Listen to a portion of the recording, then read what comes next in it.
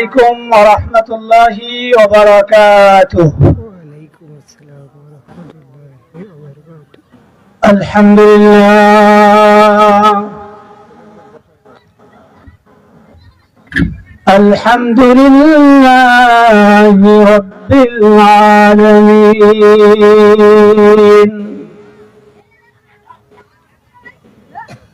والصلاة والسلام على سيد الأنبياء والمرسلين. أما بعد، فقد قال الله تعالى في كلامه المجيد وفي فرقانه الحميد: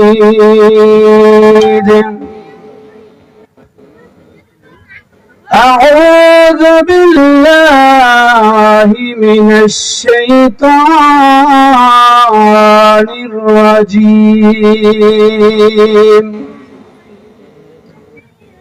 بسم الله الرحمن الرحيم.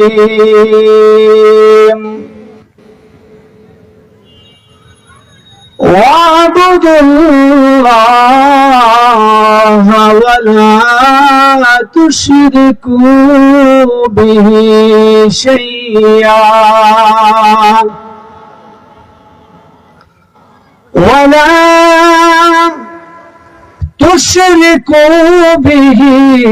شيئا وبالوالدين إحسانا وبذي القربى واليتامى والمساكين. وعن أمامة الباهلي رضي الله تعالى عنه أنه قال: أن رجلا قال: يا رسول الله صلى الله عليه وسلم، ما حق الوالدين على ولدهما؟ قال رسول الله صلى الله عليه وسلم: هما جنتك ونارك. رواه ابن ماجه. سبحانك لا علم لنا إلا ما علمتنا إنك أنت العليم الحكيم. وقال تعالى في شان حبيبه مخبرا وآمرا: إن الله وملائكته يصلون على النبي يا أيها الذين آمنوا صلوا عليه وسلموا تسليما. اللهم صل على سيدنا مولانا محمد وعلى آل سيدنا مولانا محمد اللهم صل على سيدنا مولانا محمد وعلى آل سيدنا مولانا محمد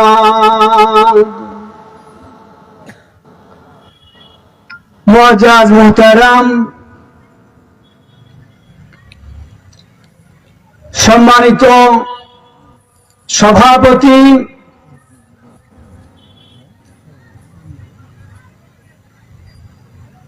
হযরত আমির হামজা রাদিয়াল্লাহু তাআলা আনহু হামিউস সুন্নাহ মাদ্রাসা লিল্লাহ বোর্ডিং এর উদ্যোগে আয়োজিত এই বিরাট ওয়াজ মাহফিল অনুষ্ঠানের সম্মানিত সভাপতি, উপস্থিত রয়েছেন সম্মানিত শ্রদ্ধেয় বড় ভাই জনাব মোহাম্মদ মুকসিদুর রহমান, সহকারী অধ্যাপক, খালাসপীর সরকারি বঙ্গবন্ধু ডিগ্রি কলেজ, পীরগঞ্জ, রংপুর।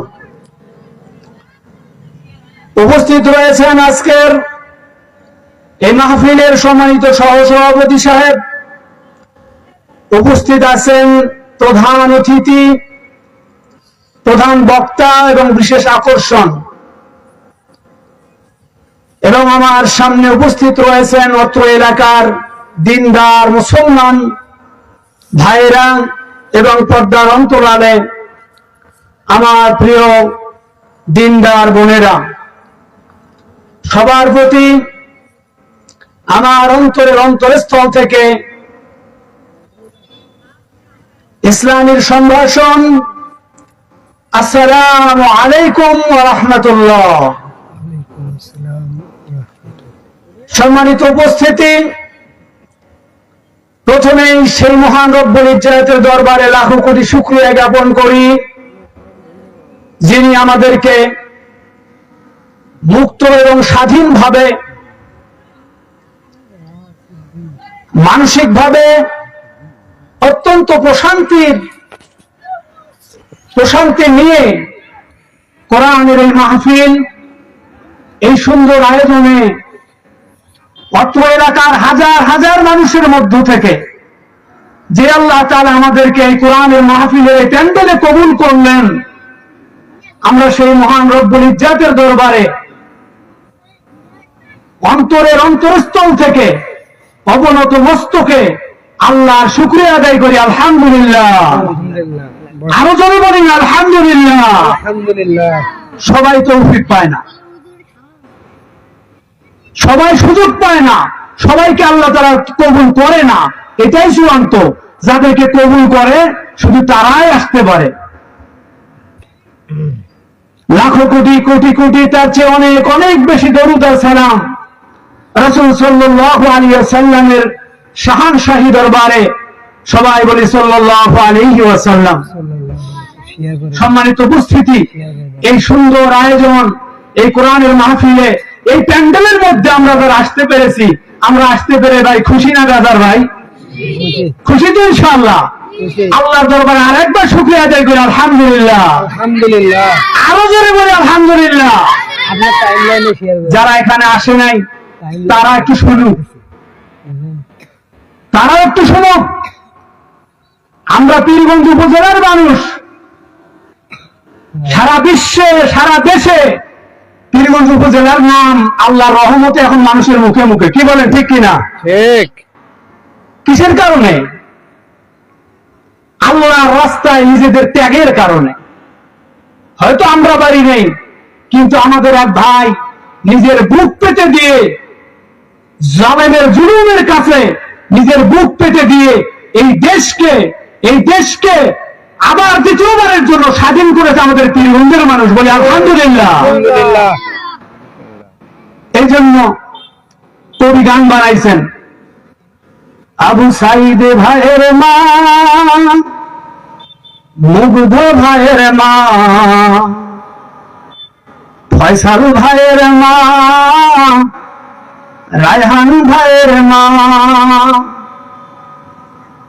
সাইদ ভাইয়ের মা, ও মুগ্ধ ভাইয়ের মা, ফয়সাল ভাইয়ের মা, ও রায়হান ভাইয়ের মা, তোমরা বড় ভাগ্যবতী, আনলে ভাবে আলোর জ্যোতি, সালাম জানাই তোমায় ফেরেশতা, সালাম জানাই তোমায় ফেরেশতা।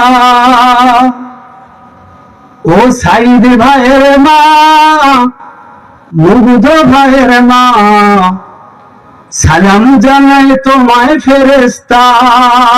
আল্লাহু আকবার। আল্লাহু আকবার। যারা দিনের জন্য ত্যাগ করে, নিজের সহায় সম্পত্তি, সম্পদ, নিজের জীবন, তাদেরকে আল্লাহ রাব্বুল আলামিন মর্যাদার সর্বোচ্চ আসনে আদিষ্ট করেন। জোরে বলেন ঠিক কিনা? আমরা অত বড় স্যাক্রিফাইস করতে পারি নাই, কিন্তু তার স্যাক্রিফাইসকে আমরা স্বীকৃতি জানাই, তাকে হাজারো সালাম জানাই। তাদের কারণে আজ আমরা স্বাধীন, আমরা নিশ্চিত অকুত ভয়ে মন খুলে কথা বলার মতো সাহস পাই এখন। আলহামদুলিল্লাহ, সেই গর্বের মালিক হয়েছে আমরা পীরগঞ্জবাসী।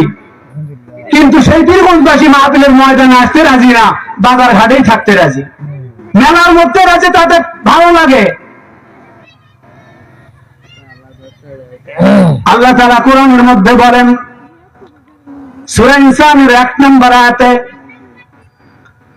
হাল আতা আলাল ইনসান হিনুম মিনাদ দাহরি লাম ইয়াকুন শাইয়ান মাযকুরা। মানুষ, তোমাদের উপর কি একটা সময় অতিবাহিত হয় নাই যেই সময় তোমরা উল্লেখযোগ্য কিছুই ছিলে না? কিছুই ছিলে না এই দুনিয়াতে, না ছিল তোমার নিশানা, না ছিল তোমার কোন চিহ্ন। এমন একটা সময় তোমার উপর অতিবাহিত হয়েছে। আল্লাহ রাব্বুল আলামিন বলেন, লাকাদ খালাকনাল ইনসানা মিন সুলালাতিন মিন তিন। মানুষ, আমি তোমাকে মাটির সার নির্যাস, মাটির সার মর্ম থেকে আমি মানুষ তৈরি করেছি। সুবহানাল্লাহ। কিছুই ছিল না দুনিয়াতে, তোমার নাম নিশানা পর্যন্ত ছিল না। তোমাকে আমি আল্লাহ মাটির সার নির্যাস, মাটিতে ফসল ফলে, সেই ফসল মানুষ খায়, ফসল খেয়ে সেই ফসল থেকে মানুষের মধ্যে পানি জমা হয়। সেই সার নির্যাস থেকে আস্তে আস্তে করে শরীরের মধ্যে যেই পানি জমা হয়, আমি আল্লাহ সেই পানি থেকে তোমাকে সৃষ্টি করেছি। তোমার কোনো কিছুই দুনিয়াতে ছিল না। ওই এক ফোঁটা নাপাক পানি থেকে আমি আল্লাহ তোমাকে বানাইছি। আজকে তুমি মেলার মধ্যে ঘোরো, ওই ঘাড়ের গর্দনাটা যত মোটা, সেটা আমি আল্লাহ তোমার পানি থেকে বানাইছি। ঠিক কিনা? বান্দা, তোমার এই হাত ছিল না, পানির মধ্যে আমি কুদরতি নকশায় তোমাকে সৃষ্টি করেছি। বান্দা, তোমাকে বানানোর জন্য যখন পদক্ষেপ গ্রহণ করেছিলাম, ফেরেশতারা ভেটো দিয়েছিল। বান্দা, ফেরেশতারা ভেটো দিয়েছিল। ফেরেশতারা বলেছিল, আতাজআলু ফিহা মান ইয়াফসিদু ফিহা ওয়া ইয়াসফিকুদ দিমা। আল্লাহ, তুমি এমন মানুষকে বানাইছো, এমন মানুষকে তুমি বানাতে যাচ্ছ যে মানুষ দুনিয়াতে যা ফিতনা করবে, ফাসাদ করবে, রক্তপাত করবে। আমি আল্লাহ ফেরেশতাদের বারণ শুনে নাই, ফেরেশতাদের ভেটোকে উপেক্ষা করে আমি আল্লাহ তাদেরকে বলেছিলাম, ইন্নী আ'লামু মা লা তা'লামুন। ফেরেশতা তোমরা জানো না, আমি যা জানি। যে মানুষ আমি বানাবো, ঠিক আছে, তারা কিছুক্ষণ আমার নফরমানি করবে, কিন্তু পরক্ষণে বান্দা আমার কাছে এসে তওবা করবে, আমার বান্দা পাপ করবে, আবার আমার কাছে এসে ক্ষমা চাবে। এই জন্য আমি আমার বান্দা বানাইছি। বান্দা, আমি তোমাকে খুব মহব্বত করে বানাইছি, খুব আদর করে বানাইছি, বহুত শখ নিয়ে বানাইছি, বহুত উদ্দেশ্য নিয়ে আমি তোমাকে বানাইছি। আজ কোরআনের মাহফিলে বৃদ্ধাঙ্গুলি দেখায় আপনি বাইরে ঘোরেন। কি ছিলেন আপনি আজ থেকে 50 বছর আগে? আপনার বয়স যদি 20 বছর হয়, 20 বছর আগে আপনি কোথায় ছিলেন? একটা শেয়ার দে।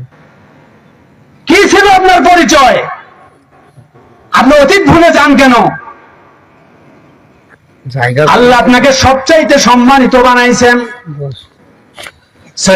সূরা বনী ইসরাঈলের মধ্যে আল্লাহ তাআলা বলেন, ওয়ালাকাদ কারামনা বনী আদম ওয়া হামালনাহুম ফিল বাররি ওয়াল বাহর। আমি বনি আদমকে বড় দামি বানাইছি। আদম সন্তানকে, মানুষকে আমি অত্যন্ত দামি করে বানাইছি গো। ও বান্দা, তোমাকে অত্যন্ত দামি করে বানাইছি। অথচ আল্লাহ তাআলা ফেরেশতা বানাইছেন নূর দিয়া। জিসমুন নূরিয়্যুন ইয়াতাশাক্কালু বিআশকালিন মুখতালিফা। আল্লাহ ফেরেশতা বানাইছে নূর দিয়া, কিন্তু মানুষের উপরে মর্যাদা দেন নাই, মানুষকে সবচাইতে বেশি সম্মানিত বানাইছেন। আলহামদুলিল্লাহ। আলহামদুলিল্লাহ। আল্লাহ জিন জাতি বানাইছেন আগুন দিয়া। জিসমুন নারিয়ুন ইয়াতাশাক্কালু বিআশকালিন মুখতালিফা।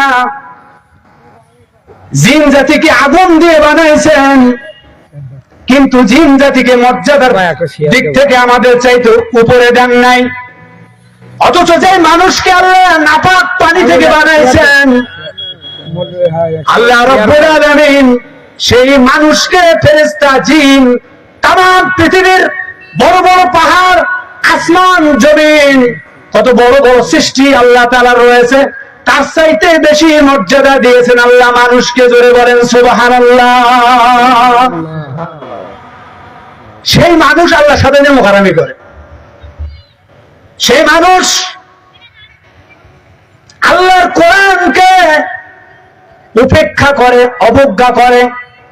আল্লাহ তাআলা ঐতিহাসিক প্রশ্ন ছুড়ে দিয়েছেন আল্লাহর কাছে, বান্দার কাছে।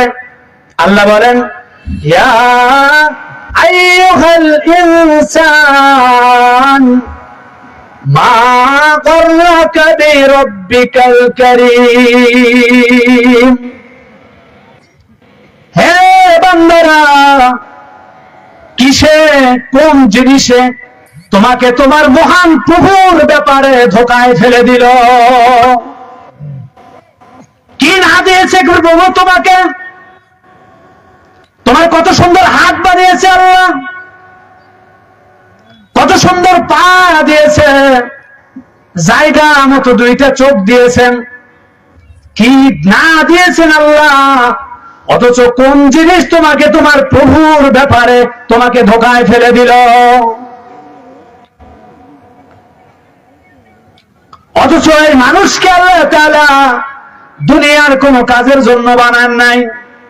আল্লাহ বলেন, লাকাদ খালাকনাল, আল্লাহ তাআলা বলেন, আল্লাহ তাআলা কোরআনুল কারীমের মধ্যে মানুষ বানার, মানুষ এবং জিন, ইনসান এবং জিন তৈরি করার উদ্দেশ্য বর্ণনা করেছেন।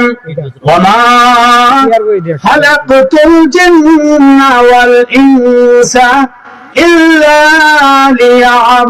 লিয়াবুদুন। আমি মানুষ আর জিন জাতিকে বানাইছি শুধু আমার ইবাদতের জন্য। কার ইবাদতের জন্য? একটু কথা বলেন, যারা উপস্থিত আছে অন্তত অ্যাক্টিভ থাকি। যারা বাইরে আছে তারা তো ভাই চলেই গেছে, তাদের হিসাব তো আর নাই। যারা অন্তত এখানে আছেন আচ্ছা একটু কাছাকাছি এসে বসেন তো, একটু রেসপন্স করবেন ইনশাআল্লাহ কথার মধ্যে। আমি মূল আলোচনায় এখনো যাই নাই, যথেষ্ট সময় পাবো আমরা ইনশাআল্লাহ।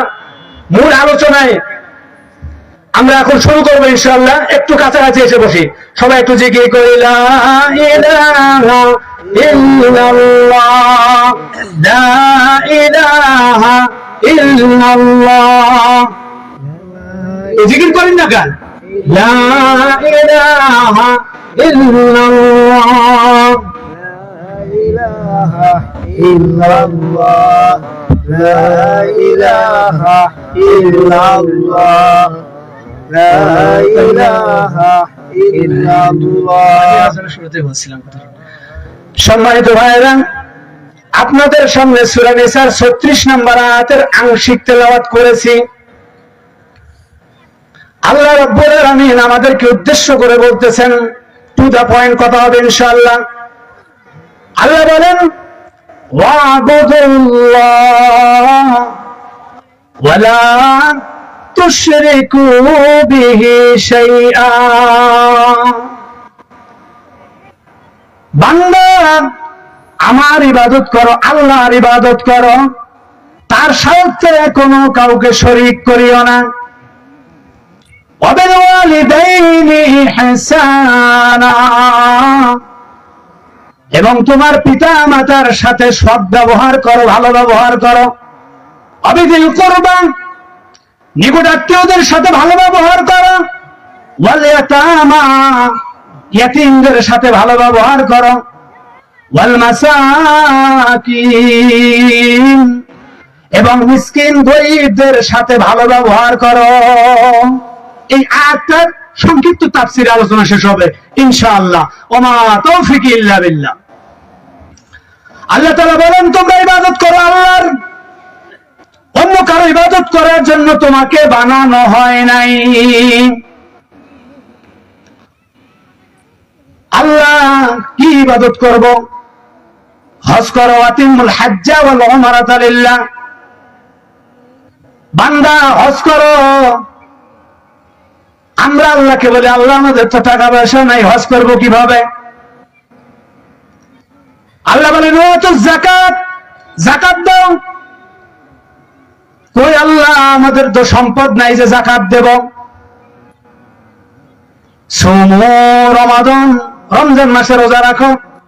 আল্লাহ রমজান মাস তো পুরা 12 মাসের মধ্যে 1 মাস।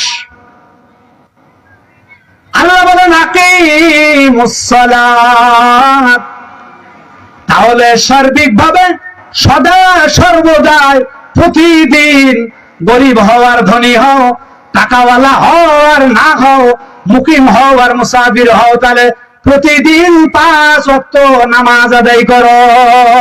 সুবহানাল্লাহ। ইবাদতের রাজা হলো নামাজ। আল্লাহ বললেন তোমরা ইবাদত করো। কোরআনের মধ্যে 82 বার নামাজের কথা আল্লাহ তাআলা বলেছেন, তার অধিকবার। আল্লাহ বলেন ওয়াকিমুস সালাতা ওয়া আতুজ যাকাতা ওয়ারকাউ মা'আর রাকিঈন। বান্দা তোমরা নামাজ আদায় করো, নামাজ কায়েম করো। ওয়া আতুজ যাকাত, যাকাত দাও। ওয়ারকাউ মা'আর রাকিঈন, রুকুকারীদের সাথে রুকু করো, অর্থাৎ নামাজ আদায় করো। নামাজ এত আশ্চর্য ধরনের ইবাদত, যে ইবাদতের উপরে অন্য সকল ইবাদত নির্ভর করে। 6 লক্ষ টাকা দিয়ে হজ করেছি, নামাজ নাই, 1 টাকার দাম নাই হজের। লক্ষ লক্ষ টাকার যাকাত দিয়েছি, নামাজ নাই। বান্দা তোমার যাকাতের 1 পয়সার দাম নাই। সারা জীবন আমানতদারিতা রক্ষা করেছি, সত্য কথা বলেছি, 1 পয়সার দাম নাই যদি তোমার নামাজ না থাকে। রাসূল সাল্লাল্লাহু আলাইহি ওয়াসাল্লাম কোরআনুল কারীমের মধ্যে বলেন, রাসূল সাল্লাল্লাহু আলাইহি ওয়াসাল্লাম হাদিস শরীফের মধ্যে বলেন, আউয়ালু মা ইউহাসাবু বিহিল আবদু ইয়াওমাল কিয়ামাতিস সালাহ। কিয়ামতের ময়দানে বান্দার থেকে সর্বপ্রথম যে হিসাব নেওয়া হবে তার নাম হলো নামাজ। ফাইন সালাহা, যদি নামাজের হিসাব পার হয়ে যায়, সালাহা সাইরু আমালিহি, তাহলে তার বাকি সমস্ত আমলের হিসাব পার হয়ে যাবে। ওয়াইন ফাসাদাত, যদি নামাজের হিসাব ফেল হয়ে যায়, ফাসাদাত সাইরু আমালিহি, জীবনের সমস্ত আমল সবকিছু বরবাদ হয়ে যাবে। নামাজ আছে যার, এই দুনিয়া তার, নামাজ আছে যার, পরকাল তার। নামাজ নাই যার, এই দুনিয়া নাই তার। নামাজ নাই যার, পরকাল নাই তার। আর যা কিছুই থাক, কেন নামাজের এত গুরুত্ব? কারণ নামাজের এমন কোন রুকন নাই, এমন কোন জায়গা নাই যে আল্লাহর জিকির করা হয় না নামাজে। বান্দা যখন নামাজ শুরু করে, সর্বপ্রথম কানের কাছে হাত নিয়ে তাকবীর দেয়। একজন আসামি যেমন, একজন দোষী ব্যক্তি যখন দোষ স্বীকার হয়, তখন বলা হয় কান ধর। বান্দা সর্বপ্রথম নামাজে দাঁড়িয়ে কান ধরে আল্লাহর কাছে বলে, আল্লাহ, জীবনভর অনেক গুনাহ করেছি, তোমার কাছে কান ধরে তওবা করতেছি। আল্লাহু আকবার। এটা শুরু, নামাজের শুরুটা এটা দিয়ে। তাকবীর দেওয়ার পর বান্দা তেলাওয়াত করে সুবহানাকাল্লাহুম্মা, আল্লাহ তোমার পবিত্রতা ঘোষণা করতেছি। অবিহামদিকা, তুমি বড় প্রশংসাময়, প্রশংসার মালিক তুমি। ওয়া তাবারাকা ইসমুকা, তোমার নাম অত্যন্ত বরকতময়। ওয়া তাআলা জাদ্দুক, তোমার মর্যাদা অনেক উপরে। ওয়ালা ইলাহা গায়রুক, আল্লাহ তুমি ছাড়া পৃথিবীতে কোনো মাবুদ নাই। ছাড়ার মাধ্যমে আল্লাহর প্রশংসা হলো। শুরু করে দেয় সূরা ফাতিহা, আলহামদুলিল্লাহি রাব্বিল আলামিন আর রহমানির রহিম। হাদিসে কুদসির মধ্যে আল্লাহ তাআলা বলেন, কসামতুস সালাতা, সূরা ফাতিহাকে আমি দুই ভাগ করেছি, বিনিসফাইনি বাইনা আবদি ওয়া বাইনি। সূরা ফাতিহাকে আমি দুই ভাগ করেছি, আমার মাঝে, আমার বান্দার মাঝে। অর্ধেক আমার বান্দার, অর্ধেক আমার। সূরা ফাতিহার 7টা আয়াত আছে। আল্লাহ তাআলা বলেন 3.5টা আয়াত আমার বান্দার, আর 3.5টা আয়াত আমি আমার জন্য রাখছি। সুবহানাল্লাহ। ফাইজা ক্বালাল আবদু, যখন বান্দা বলে আলহামদুলিল্লাহি রাব্বিল আলামিন, সমস্ত প্রশংসা বিশ্বের পালনকর্তা রব্বুল আলামিন আল্লাহর জন্য। আমার আল্লাহ তাআলা বলেন হামিদানি আব্দি, আমার বান্দা আমার প্রশংসা করেছে। বান্দা যখন নামাজে দাঁড়ায়, একটা আয়াত তেলাওয়াত করে, আরেকটা আয়াত তেলাওয়াতের ফাঁকে আল্লাহ তাআলা জবাব দিয়ে দেন। বান্দা এবং আল্লাহর মাঝে কথোপকথন হয় নামাজের মাঝে। সুবহানাল্লাহ। এভাবে শুরু থেকে শেষ পর্যন্ত নামাজ মানে পুরোটাই জিকির, পুরোটাই আল্লাহর জিকির, অন্য কোনো ইবাদত নাই। পুরা ইবাদতটা আল্লাহর জিকির। এই জন্য আল্লাহর কাছে সর্বশ্রেষ্ঠ ইবাদত হলো নামাজ। এই জন্য ভাই, আমাদের জীবনের কোনো ওয়াজ নাই। 1 নাম্বার ওয়াজ হলো আমাদেরকে নামাজি হওয়া লাগবে। 1 নাম্বার ওয়াজ হলো নামাজি হওয়া লাগবে। এই জন্য নামাজ ছাড়া কোনো ওয়াজ হয় না। আল্লাহ তাআলা বললেন ওয়াবুদুল্লাহ, তোমরা আল্লাহর ইবাদত করো, ওয়ালা তুশরিকু বিহি শাইআ, আর আল্লাহর সাথে পৃথিবীর কাউকে, কোন জিনিসকে তোমরা শরীক করিও না, শিরক করো না। পৃথিবীর নিকৃষ্টতম গুনার নাম শিরক। পৃথিবীতে যদি একটা গুনাহ থেকে বাঁচতে হয়, বাঁচতে হবে শিরক থেকে। বাঁচতে হবে শিরক থেকে। অন্য যত গুনাহ আছে আল্লাহ মাফ করে দেবেন মাফ চাইলে।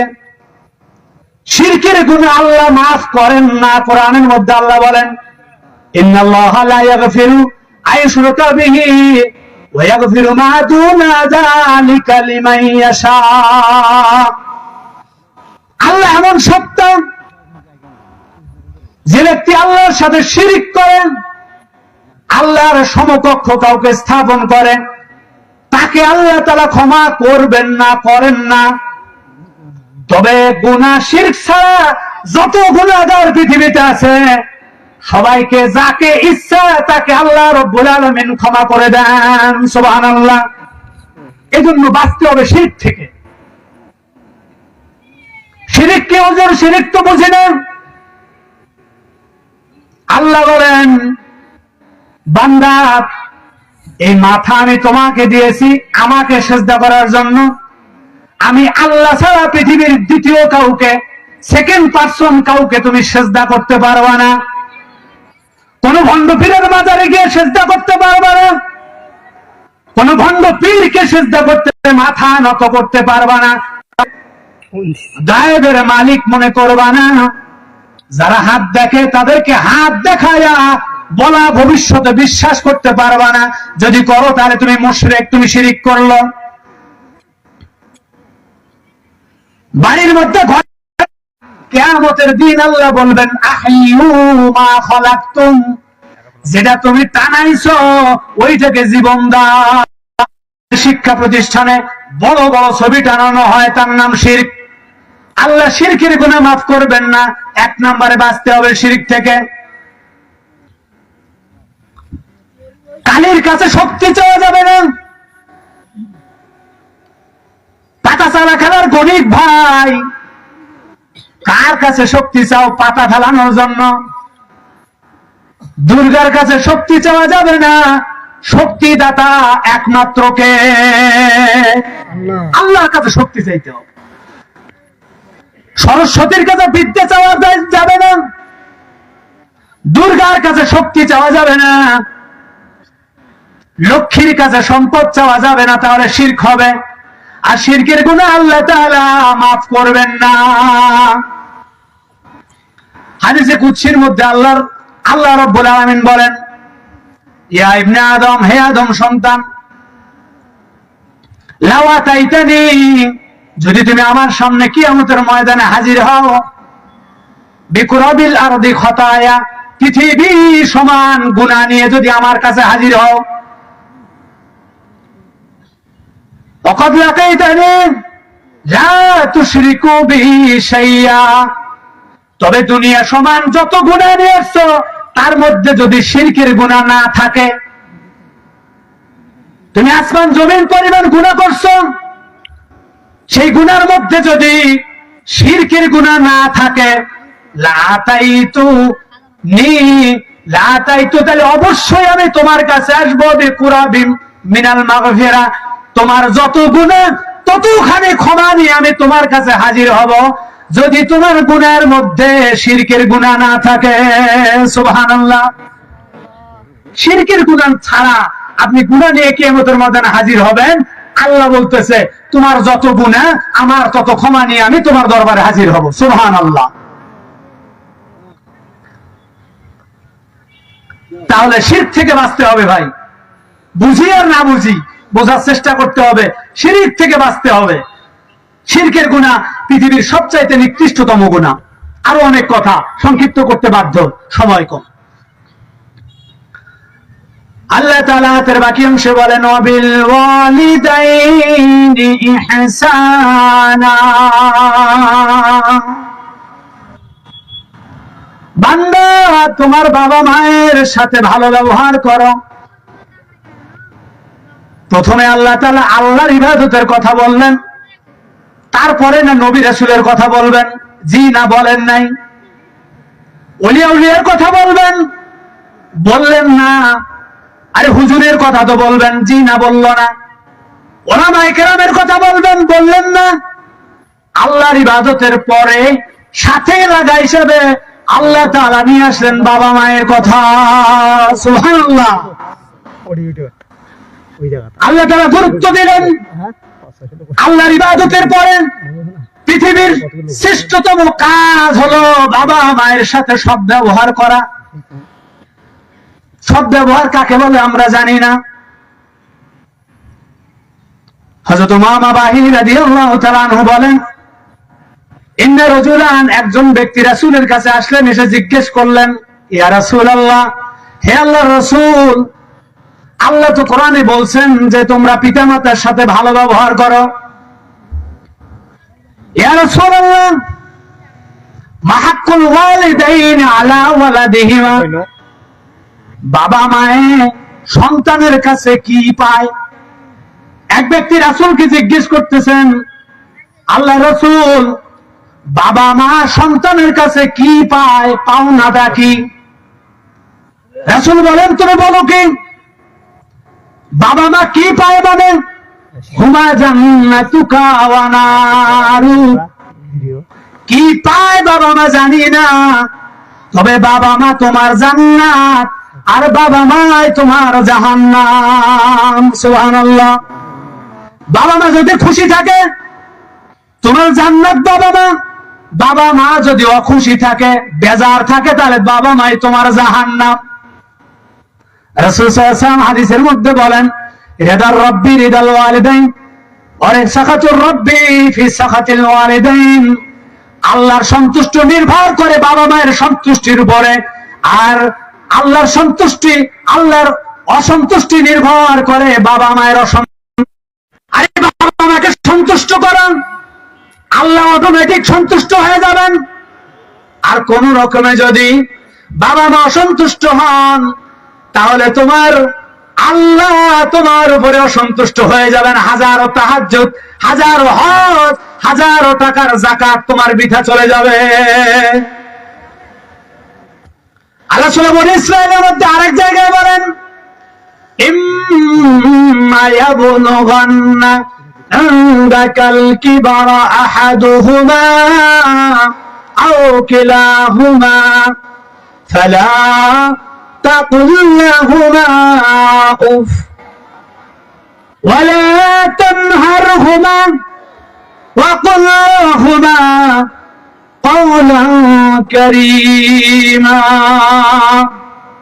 আল্লাহ বলতেছেন, বিশেষ করে বাবা মা তোমার যখন বার্ধক্য বয়সে পৌঁছবে, বান্দা তোমার বাবা মা যখন বৃদ্ধ হবে, ওই সময় স্পেশাল ভাবে তোমরা বাবা মায়ের সাথে ভালো ব্যবহার করো। কেমন ব্যবহার করবো? ফালা তাকুল লাহুমা উফ, উফ শব্দ বলতে পারবে না বাবা মায়ের জন্য। উফ কথাই শোনে না, এই ধরনের কথা বলেও বাবা মাকে কষ্ট দিতে পারবা না। যখন বাবা মা তোমার বার্ধক্য বয়সে পৌঁছবে, লা তাকুল লাহুমা উফিন, উফ শব্দ ব্যবহার করতে পারবা না। ওয়ালা তানহারহুমা, ধমক দিতে পারবা না। কেন বার্ধক্যের কথা আল্লাহ বললেন? বাবা মা যখন বৃদ্ধ হয়ে যায়, বৃদ্ধ হয় না যেন ছোট্ট বাচ্চা হয়ে যায়, অবুঝ শিশু হয়ে যায়। অবুঝ বাচ্চারা যেমন জিদ ধরে, বাবা মা বয়স্ক হলে তোমার কাছে জিদ ধরবে। অবুঝ বাচ্চা যেমন বিছানায় প্রসাব পায়খানা করে, বাবা মা তোমার বিছানায় প্রসাব পায়খানা করবে। লা তাকুল ফালা তাকুল লাহুমা উফিন, কিন্তু উফ শব্দ উচ্চারণ করে বাবা মাকে কষ্ট দিতে পারবে না, আল্লাহর নিষেধ। বাবা মা যখন বৃদ্ধ হয়ে যাবে, কথাগুলো মনোযোগ দিয়ে শোনেন, বাবা মা যখন বৃদ্ধ হয়ে যাবে, আপনার বাবা মা মিথ্যা কথা বলবে। বাবা মা যখন বয়স্ক হয়ে যাবে, বাবা মা মিথ্যা কথা বলবে। এটাই সত্য, এটাই বাস্তব। বয়সের ঝোঁকে অনেক বয়স্ক হয়ে যাওয়ার কারণে সেন্স থাকে না। আপনি সকাল 8টার সময় বাবাকে ভাত খাওয়াইছেন, বৃদ্ধ মাকে আপনি ভাত খাওয়ায় বাজারে গেছেন। 10টার সময় আপনার বোন আসছে, এসে আপনার মাকে জিজ্ঞেস করে, মা ভাত খাইছেন নাকি? আপনার বৃদ্ধ মা আপনার বোনকে বলবে, না 3 দিন থেকে ভাত দেয় না। বয়সের কারণে এগুলো বলে দেবে। আপনি উফ শব্দ উচ্চারণ করতে পারবেন না, আপনি তাকে ধমক দিতে পারবেন না।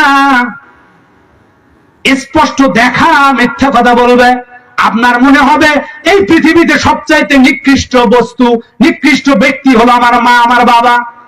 কিন্তু আল্লাহ বলতেছেন লা তাকুল লাহুমা উফ। উফ শব্দ সাউন্ড করার মতো কোন শক্তি তোমার নাই। কষ্ট দিবে তোমাকে বাবা মা তোমার। সত্যি সত্যি খারাপ কথা বলবে, গালিগালাজ করবে তোমার মা। সত্যি সত্যি তোমার স্ত্রীর সাথে ঝগড়া লাগাবে বিনা।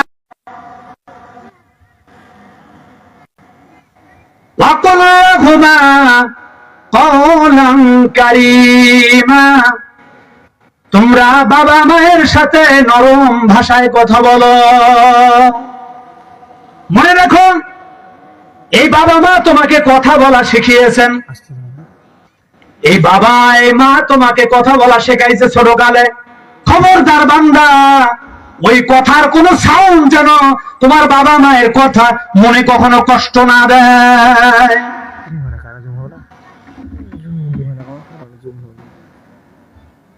ওয়াকফিদ লাহুমা জানাহা যুল্লি মিনার রাহমা।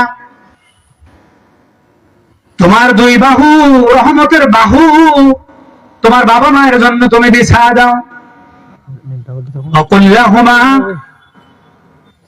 وقل رب ارحمهما كما ربياني صغيرا।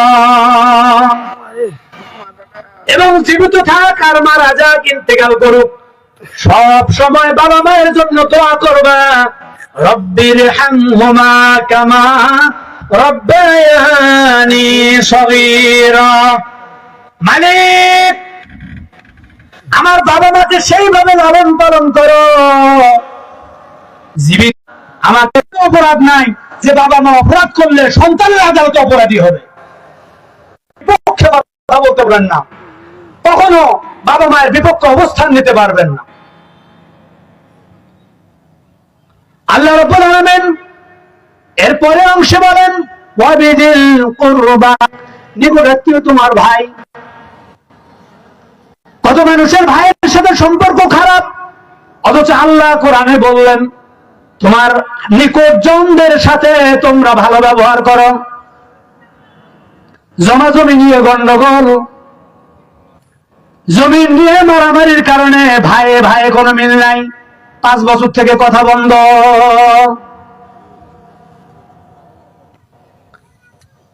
শুধু স্ত্রীর কারণে ভাইয়ে ভাইয়ের সম্পর্ক বিলীন হয়ে গেছে। যে স্ত্রীর কারণে ভাইয়ের সাথে সম্পর্ক খারাপ, যে স্ত্রীর কারণে তোমার বাবা মায়ের সাথে সম্পর্ক খারাপ, ওই স্ত্রীকে আজকে গিয়ে ছেলেট দিয়ে দিবা।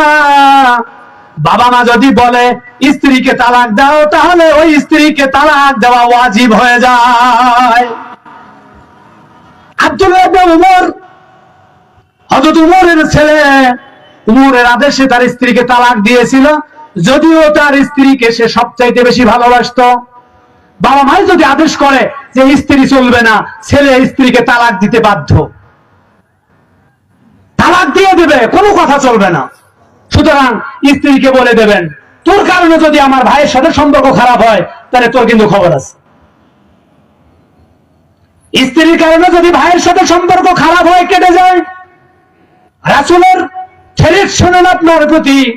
রাসূল বলতেছেন লা ইয়াদখুলুল জান্নাতা কাতিউর রহিম। রক্তের সম্পর্ক ছিন্নকারী ব্যক্তি আমার আল্লাহর জান্নাতে যাইতে পারবে না। ভাইয়ের সাথে সম্পর্ক খারাপ, ফুফুদের সাথে সম্পর্ক খারাপ, চাচার সাথে সম্পর্ক খারাপ, আল্লাহ রাসূল বলেন এই ব্যক্তি জান্নাতে যাইতে পারবে না। নামাজ তাকে জান্নাতে দিতে পারবে না, তার হজ তাকে জান্নাতে দিতে পারবে না। যেমন হবে বিয়ে দ্বন্দ্ব, নিকটজন প্রতিবেশীর সাথে দ্বন্দ্ব, পাড়া প্রতিবেশীর সাথে জমি জমি করে দ্বন্দ্ব। উমরপুরের মানুষ জমি জমি করে এত বেশি জমি ভালোবাসে, বড় দুঃখ লাগে। কাতারের মধ্যে কয়েকটা জমি কয়েক বছর থেকে ফাঁকা পড়ে আছে, আবাদ হয় না। জমি কার এগুলা? জমির মালিক কেউ আছেন এখানে? আপনারা, আপনাদের কেন দ্বন্দ্ব? আরে জমির মালিক তো আপনি না, আপনার কারণে কেন জমি পড়ে আছে? ওই জমিতে ফসল ফললে পাখি পশু পাখি খাইতো, ওই জমিতে ফসল ফললে ছাগলে কিছু খাইতো, মানুষেও পাইতো। আপনাদের দ্বন্দ্বের কারণে বিঘাকে বিঘা জমি মাঠের মধ্যে পড়ে আছে, জমি ছেড়ে দেন। জমির মালিক তো আপনি না, আপনাদের কিসের দ্বন্দ্ব? বৃহত্তর সম্পত্তি, জমির মালিক মসজিদ, মসজিদকে জমি ছেড়ে দিয়ে আপনারা নিজেরা নিজেরা যেখানে পারেন চলে যান। কেন আপনার জমি নিয়ে দ্বন্দ্ব? বৃহত্তর সম্পত্তি নিয়ে আপনাদের কিসের দ্বন্দ্ব? জমির এত লোভ কি জন্য? কিসের মহাব্বত জমির প্রতি? জমি জমি করে কেন প্রতিবেশীর সাথে আপনার দ্বন্দ্ব? কেন আপনি রক্তের সম্পর্ক ছিন্ন করেন? রক্তের সম্পর্ক ছিন্নকারী জান্নাতে যাইতে পারবে না। সাবধান সাবধান, যতটা সম্ভব মীমাংসা হয়ে যান, যদি আল্লাহর কাঠ গলায় না দাইতে চান। আল্লাহ রাব্বুল আলামিন বলেন, ওয়াল ইয়াতামা, ইতিমদের সাথে ভালো ব্যবহার করো। আল্লাহর দরবারে ইতিমের অনেক অনেক অনেক বেশি মর্যাদা। রাসূল সাল্লাল্লাহু আলাইহি সাল্লাম মুসলিম শরীফের হাদিসের মধ্যে বলেন, আনা ওয়া কাফিলুল ইয়াতীম কাহাতাইন ফিল জান্নাহ। এইদিকে তাকান, রাসূল বলেন, আমি আর ইতিমের রক্ষণাবেক্ষণকারী ব্যক্তি জান্নাতের মধ্যে এই অবস্থায় থাকবো। সুবহানাল্লাহ।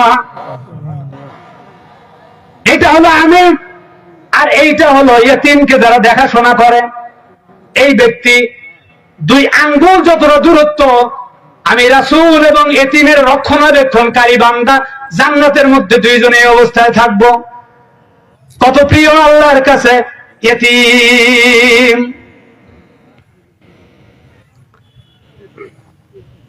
আল্লাহ রাসূল সাল্লাল্লাহু আলাইহি ওয়াসাল্লাম বলেন, খায়রু বাইতিন মিনাল মুসলিমিন, পৃথিবীতে যত মুসলমানের বাড়ি আছে সবচাইতে উত্তম বাড়ি হলো, উত্তম ঘর হলো ওই ঘর, ওই বাড়ি, ফিহি ইয়াতীমুন, যার বাড়ির মধ্যে ইতিম আছে, ওয়া ইহসানু ইলাইহি, এবং ইতিমের সাথে ভালো ব্যবহার করা হয়। সুবহানাল্লাহ। ওয়া শাররুল বাইতি মিনাল মুসলিমিন, মুসলমানদের বাড়ির মধ্যে ওই বাড়ি সবচাইতে নিকৃষ্ট বাড়ি, ফিহি ইয়াতীম, যেই বাড়ির মধ্যে ইতিম আছে, ওয়াসাউ ইলাইহি, আর ইতিমের সাথে খারাপ ব্যবহার করা হয়। ইতিম বাড়িতে থাকলে ওই বাড়ি উত্তম যদি ইতিমের সাথে ভালো ব্যবহার হয়, আর ইতিম বাড়িতে থাকলে ওই বাড়ি নিকৃষ্ট যদি ইতিমের সাথে খারাপ ব্যবহার করা হয়, যদি কষ্ট দেওয়া হয়। ইতিম সন্তানের মায়ের ব্যাপারে ইবনে মাজাহ শরীফে হাদিস আসছে, রাসূল সাল্লাল্লাহু আলাইহি ওয়াসাল্লাম বলেন, ইতিম সন্তানের মা, যেই সন্তানের বাবা ছোটকালে মারা গেছে তাকে ইতিম বলে। ওই সন্তানের মা ইচ্ছা করলে অন্য জায়গায় বিয়ে করতে পারে, চলে যাইতে পারে। আমার রাসূল সাল্লাল্লাহু আলাইহি ওয়াসাল্লাম বলেন, যদি কোনো ইতিমের মা অন্য জায়গায় বিবাহ না করে সন্তানগুলোকে মানুষ করার উদ্দেশ্যে ওই বাড়িতেই থেকে যায়, এবং সন্তানগুলোকে যদি মানুষ করে, কাহাতাইন ফিল জান্নাহ, তাহলে ইতিমের মা আর আমি রাসূল জান্নাতে পাশাপাশি থাকবো। সুবহানাল্লাহ। ইতিমের কত মর্যাদা আল্লাহর কাছে। আমাদের কাছে ইতিম হলো আবর্জনা, ইতিমকে সম্মান আমরা করতে পারি না। আল্লাহ সূরা মাউনের মধ্যে বলেছেন, যারা ইতিমকে সম্মান করে না, তাড়িয়ে দেয়, তারা কিয়ামতের দিবসকে অস্বীকার করে, তারা কিয়ামতে বিশ্বাস করে না।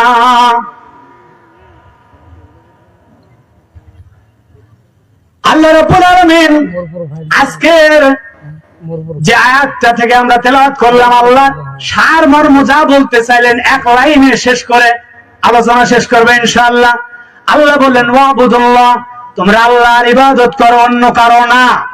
ওয়ালা তুশরিকু বিহি শাইআ, আল্লাহর সাথে কাউকে শরীক করা যাবে না, কারণ শিরকের গুনাহ আল্লাহ মাফ করেন না। শিরিক দিয়ে মারা গেলে জাহান্নামে যেতে হবে, শিরিক ছাড়া মারা গেলে মাপের আশা করা যায়। সুবহানাল্লাহ, বাঁচতে হবে শিরিক থেকে। 3 নম্বর কথা আল্লাহ বললেন অবিল ওয়ালিদাইনি ইহসানা, পিতামাতার সাথে ভালো ব্যবহার করো, বিশেষ করে বার্ধক্য করে অবিজিল কুরবা, নিকট আত্মীয় জনদের সাথে ভালো ব্যবহার করো, ভাইয়ের সাথে ভালো ব্যবহার করো, বোনের সাথে ভালো ব্যবহার করো, ফুফু চাচার সাথে ভালো ব্যবহার করো, প্রতিবেশীর সাথে সম্পর্ক ভালো করো। অবিজিল কুরবা ওয়াল ইয়াতামা, ইয়াতীমদের সাথে ভালো ব্যবহার করো, ওয়াল মাসাকিন, এবং গরিব মানুষদের সাথে ভালো ব্যবহার করো। আল্লাহ তাআলা সংক্ষিপ্ত আলোচনা থেকে যতটুকু আমরা শুনেছি আমল করার তৌফিক দান করুক। সবাই বলি আমিন। ওয়া আখিরু দাওয়ানা আনিল হামদুলিল্লাহি রাব্বিল আলামিন। আসসালামু আলাইকুম ওয়া রাহমাতুল্লাহ। ভুলভ্রান্তি ক্ষমা করবেন, সবার কাছে দোয়া চাই। আসসালামু আলাইকুম ওয়া রাহমাতুল্লাহ।